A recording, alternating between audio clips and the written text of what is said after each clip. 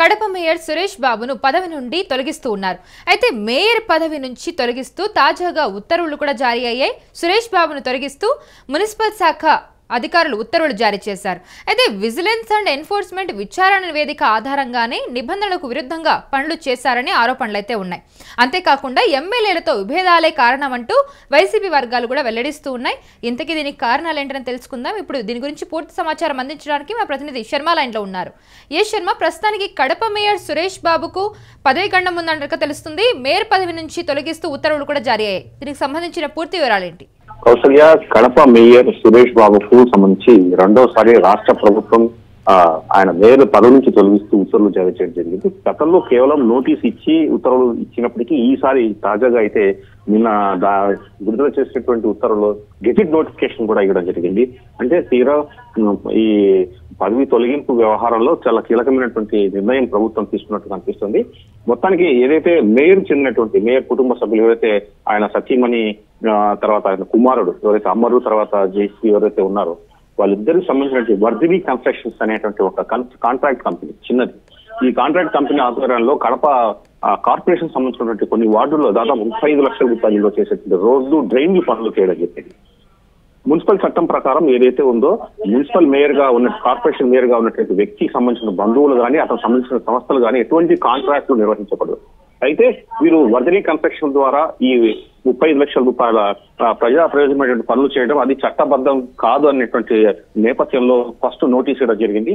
Notice కి సంబంధించినటువంటి వివరణ ఇచ్చినప్పటికీ సంతృప్తి చెందలేదు. దీని మీద రాష్ట్ర ప్రభుత్వం విజిలెన్స్ అండ్ ఎన్ఫోర్స్మెంట్ కు నివేదిక ఇవ్వమని చెప్పి ఆదేశాలు జారీ చేసింది. విజిలెన్స్ ఎన్ఫోర్స్మెంట్ అధికారులు కూడా విచారణ చేసి కడప కార్పొరేషన్ పరిధిలో మేయర్ కుటుంబ సభ్యులు చెందినటువంటి వర్ధిని కన్స్ట్రక్షన్ సంబంధించినటువంటి వాళ్ళు ఈ వర్క్ చేశారని నిర్ధారించింది. దీనిపైన మే 13న చీఫ్ సెక్రటరీ తమ ఎదుట వాదన వినిపించాలంటూ మేయర్ సురేష్ బాబు నోటీస్ ఇచ్చారు.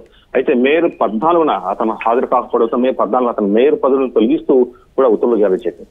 దీనిపై ఆయన మే 22వ తారీఖున సురేష్ బాబు కోర్టును ఆశ్రయించి తన వాదన వినిపించే అవకాశం ఇవ్వాలని కోరడం జరిగింది.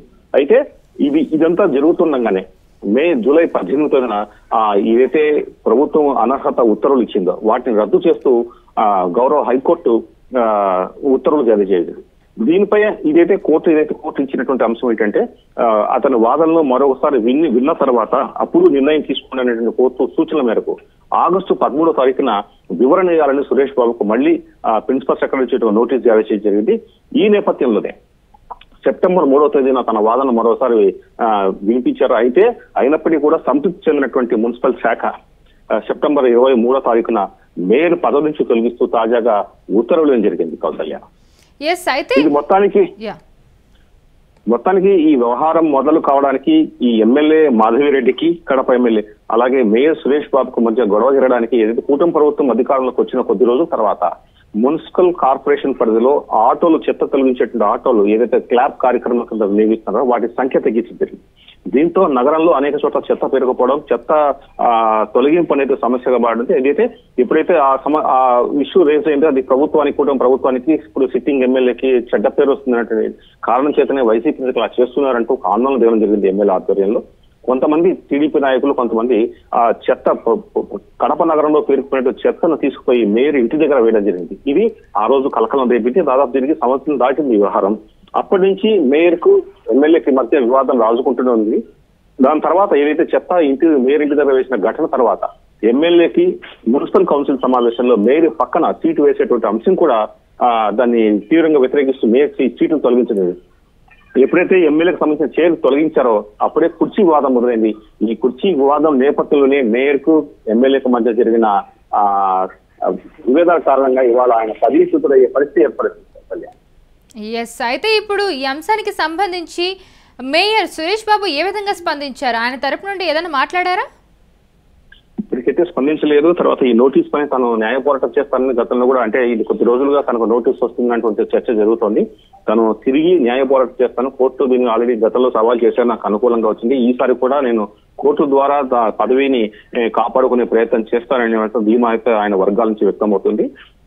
మొత్తానికి ఎక్కువ అధిక భాగం కౌన్సిల్లో వైసీపీ చెందినటువంటి కౌన్సిలర్లు ఉండడం తర్వాత కావాలనే ప్రభుత్వం తన మీద తన పదవిచ్యుతం చేసేందుకు కుట్రలు పండుతోందని సురేష్ బాబు గతంలో ఆరోపించడం జరిగింది. అంతేకాకుండా దీనిలో కీలక అంశం మరొక చర్చకు వస్తున్న అంశం ఏంటంటే ఇటీవల జరిగినటువంటి మున్సిపల్ కౌన్సిల్ కార్పొరేషన్ సమావేశం అవుతుందో అది చట్టబద్ధత లేదు. 6 నెలలలోపు సమావేశం జరగకపోయినా కూడా మేయర్ పై అనర్హత వేటు వేసే అవకాశం ఉందన్నటువంటి వాదన వినిపిస్తుంది. అయితే మొన్న జరిగిన సమావేశంలో అధికారులు ఎవరు పాల్గొనకుండానే తర్వాత ప్రత్యేకంగా మున్సిపల్ కార్యాలయ ప్రాంగణంలోని ఒక నిరసన పూరితమైనటువంటి సమావేశం నిర్వహించడం జరిగింది. ఇప్పుడు దాని మీద కూడా కొంత చర్చ జరుగుతుంది కౌసల్య. అయితే ఇప్పుడు ఇష్యూ ఏదైతే ఉందో కడప మున్సిపల్ రాజకీయాల్లో ఎలాంటి పరిణామాలకి తావిస్తుంది?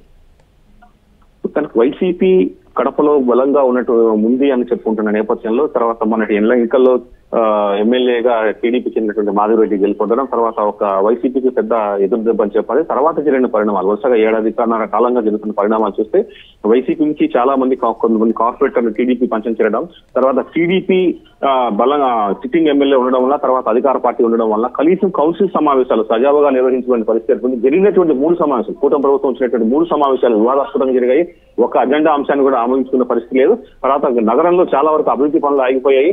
ఈ నేపథ్యంలోనే ఇది వార్ వైసీపీ వర్సెస్ టీడీపీ మధ్య వార్ నడుస్తుంది. ఈ వార్ నేపథ్యంలోనే ఈ నోటీసు రావడం తొలగించినటువంటి ఉత్తర్వు మరింత రాజకీయంగా దుమారంపై అవకాశం ఉంది కౌశల్య.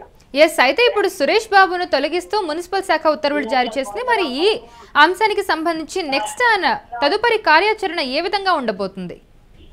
ప్రభుత్వం గెజెట్ నోటిఫికేషన్ ఇచ్చింది కాబట్టి ఆయన ఇంకా ఏం చేయాలన్నా న్యాయ పోరాటం చేయాలి. తర్వాత సంబంధించిన గెజెట్ నోటీస్ ఏదైతే ఉందో ఉత్తర్వు ఉందో వాటిని మేయర్ కు ఇవాళ అందించే అవకాశం ఉంది. ప్రస్తుతానికి మేయర్ అందుబాటులో లేనట్టు తెలుస్తుంది. అయినప్పటికీ కూడా ఆయన సంబంధిత పిఏగా సీసీ కానీ లేదంటే ఇంటికి కానీ ఆ నోటీస్ చేసి వాళ్ళకు అది అఫిషియల్ గా సర్వ్ చేసే అవకాశం ఉంది కౌసల్య.